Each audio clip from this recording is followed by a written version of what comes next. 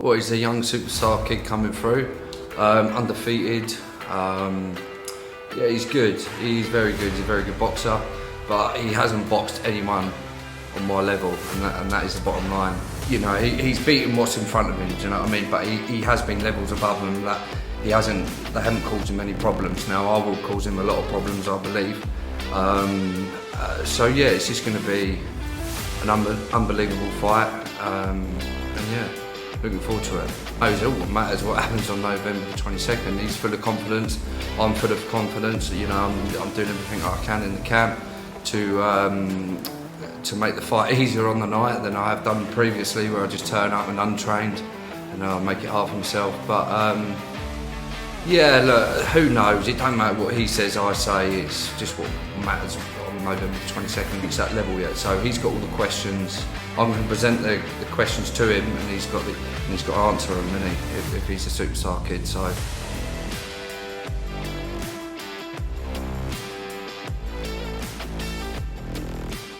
Well, Stuart, November the 22nd, two fighters at very, very different stages of their career meet for the national title. Yourself, highly experienced, the national champion, up against the young, confident upstart, if you want to call him, in Tom Kellond, in a fight that really has captured a lot of people's imagination and has got people talking about how this one is going to go. So we're going to dive into it. We're going to talk about training. We're going to talk about your last fight quickly, and we're going to talk about how you see this fight going. So Yep.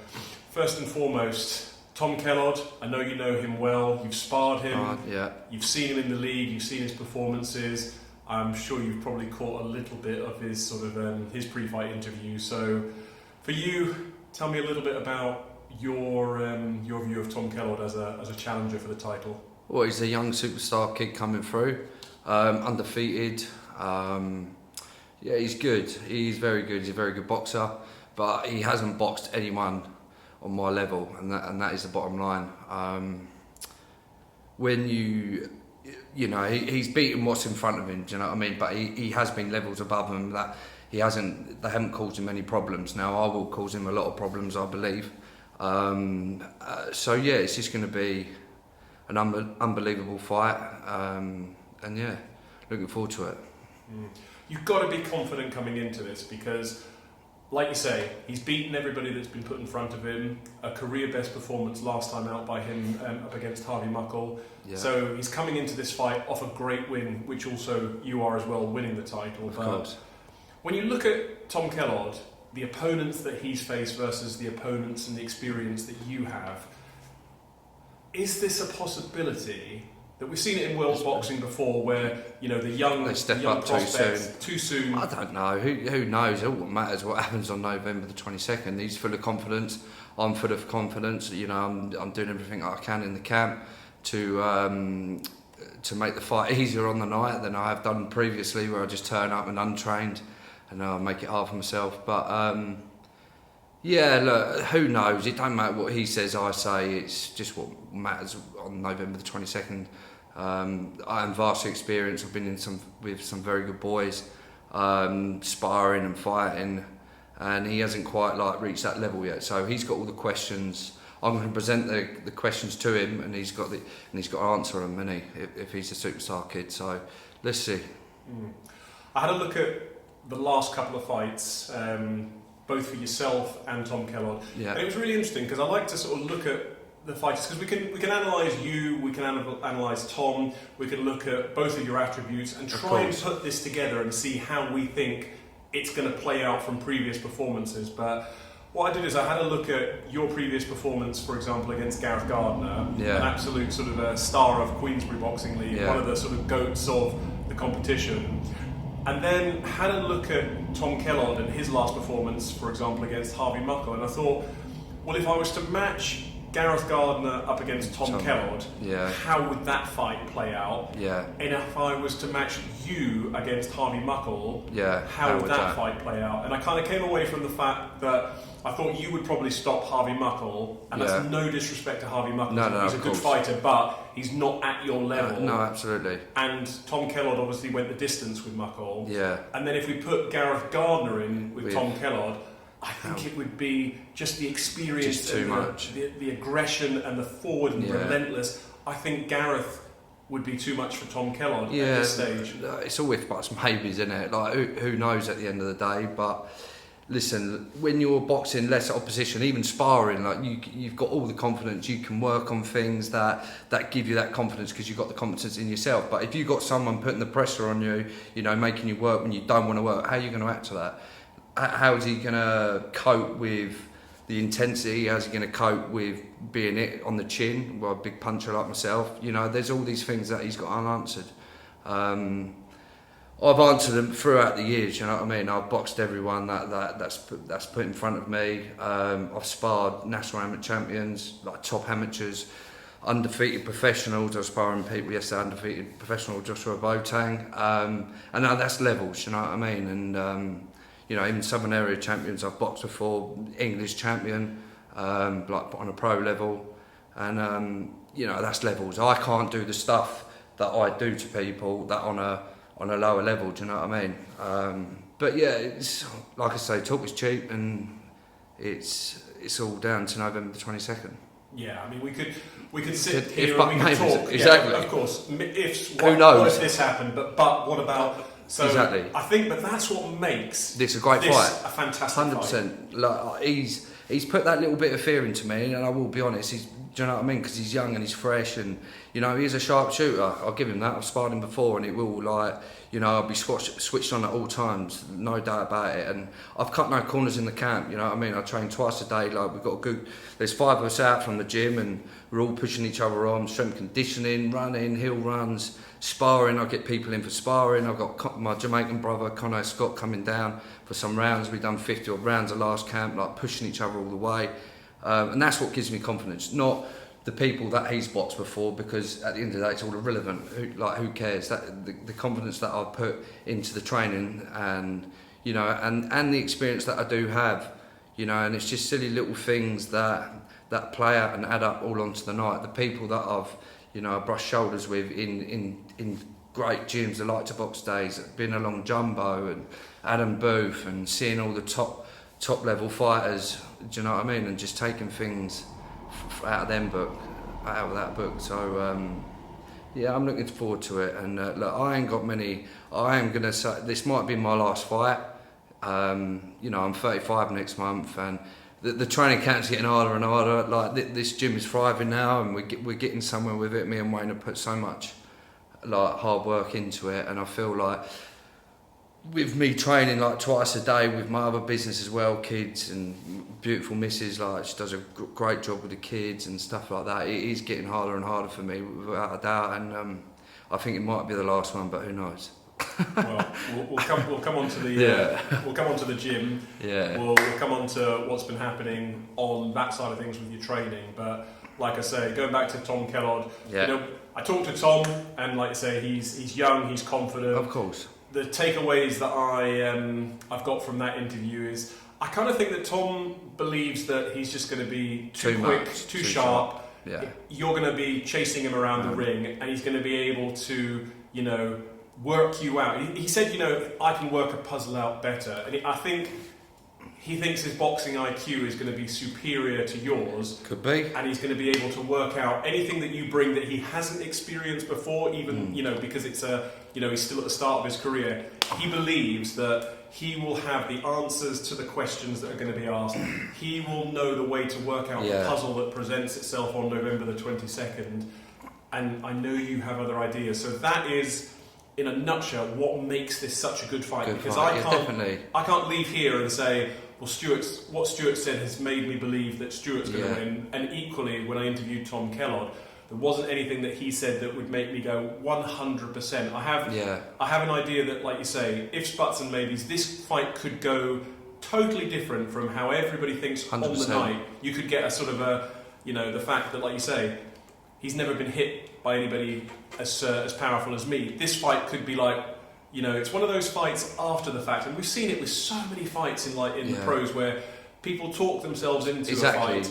You get to fight night, and then you just look at it afterwards, where somebody gets knocked out quickly. It's like, well, that was bound to happen. Look at. Well, you know, you could be a rabbit in the headlights, and if that's the case, I'll run you over. It's as simple as that, isn't it? Yeah, I don't know. It's like I've got my lot saying, yeah, I think you're going to be too much, and you obviously got his lot saying you're going to be too fast. Now, who knows and who really cares? Let's just get in there and find out. And it's going to be good, but timing does beat speed. And I believe that with the experience that I've picked up over the years, is just going to put me in good stead for this fight.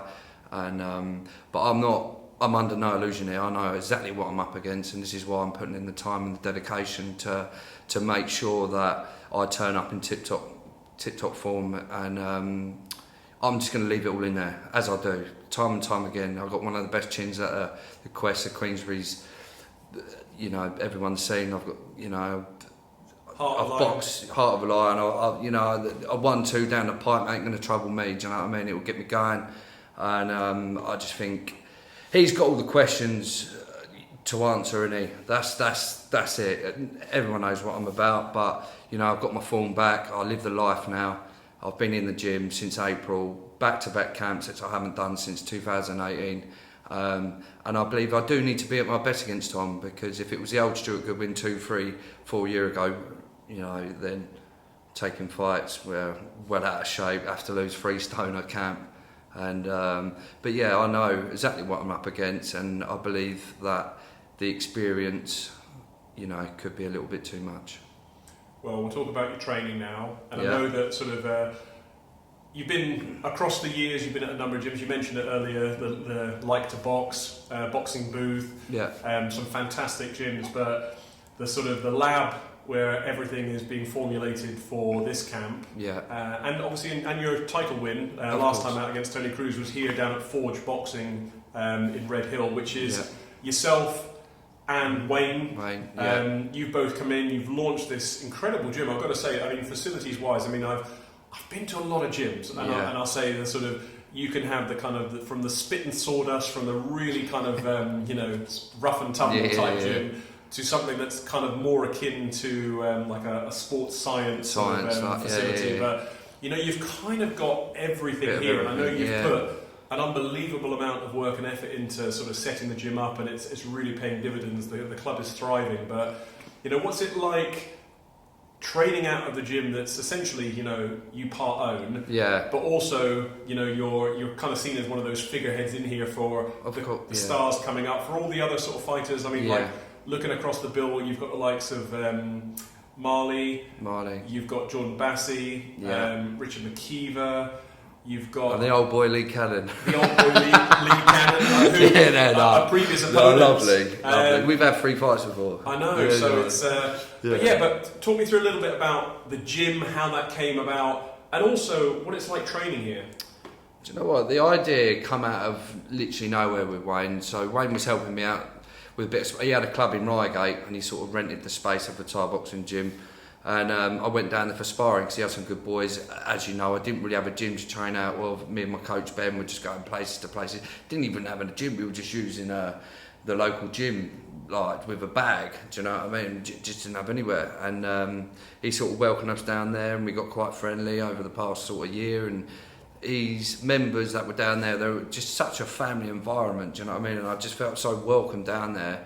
And we started talking a little bit, and then he sort of said, look, I'm going to go out on my own. And I just said to him, look, if you need a hand putting a bag up or anything, then just give us a shout. And then I just sort of went away, and I thought, cheekily, I might ask him if he wants to do something. Who knows? And then the next time I saw him, I sort of presented it to him, and he said, let's do something. And then within the week, we had the keys.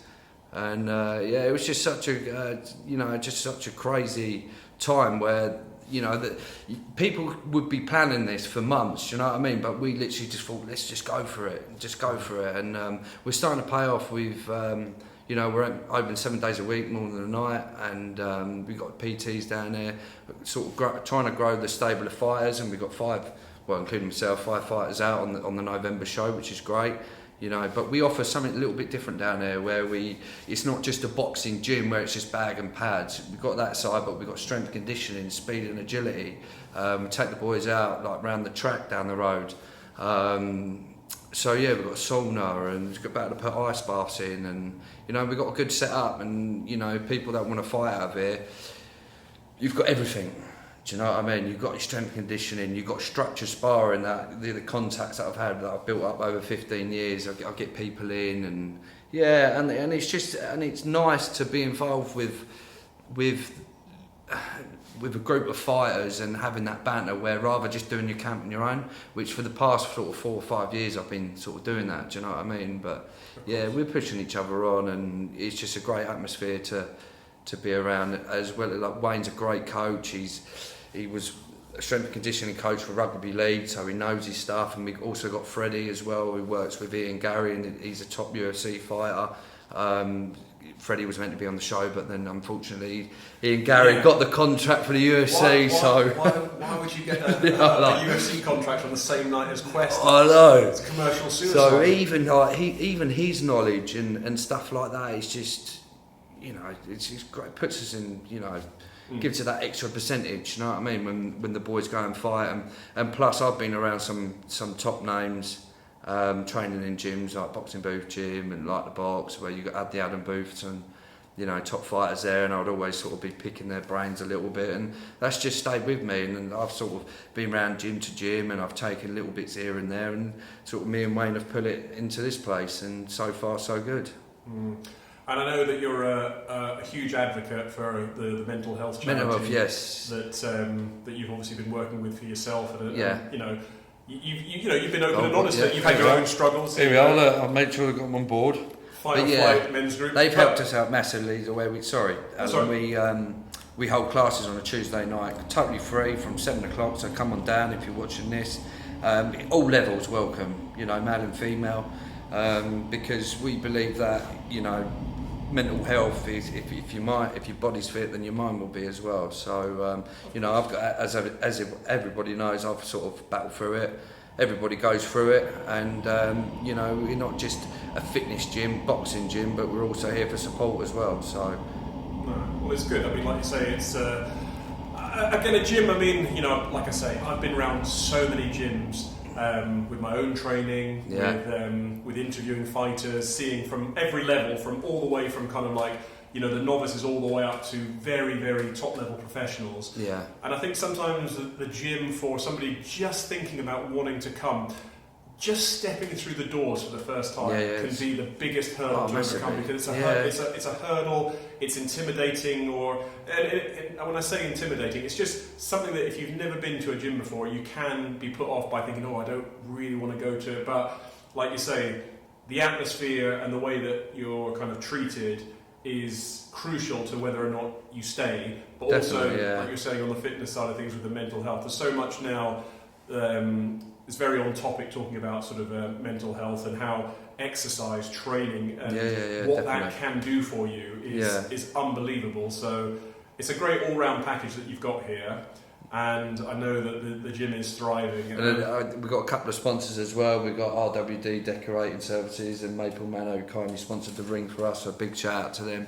And JB Group as well, a good friend of mine, Joe, like we're childhood friends. So yeah, big shout out to them, because they've, you know, financially they've helped us, you know, because it is a tough, you know, it's tough running a gym, and you know, it's a new sort of business adventure for me. I've taken my business, the other one, as far as I can go really, when this come along, and of course, from, you know, I'm 34 now, sort of boxing wise, competing, my days are numbered, and like I just said, I think this might be the last one for a good while, but yeah, we'll see what happens. But I always wanted to sort of coach and stuff like that, just to keep the mind going, stimulated, you know. Of course. So. Well, you can pass that knowledge on, and like I say, we're going to wrap it up. Yeah. Because obviously there's we've got some sparring in a minute. Yeah, we can talk about it all day, but you know, bottom line, Saturday, November 22nd, the Epsom Downs Racecourse. You're going to emerge from that tunnel as the national champion, defending your title. Do you walk out of that ring with the belt still? I believe so, yes. I'll be explosive. Well, Stuart, it's a pleasure to talk to you. As I say, November the 22nd, Quest returns as the 2025 season finale at the Epsom Downs Racecourse in Surrey. It is an absolutely stacked night of championship boxing.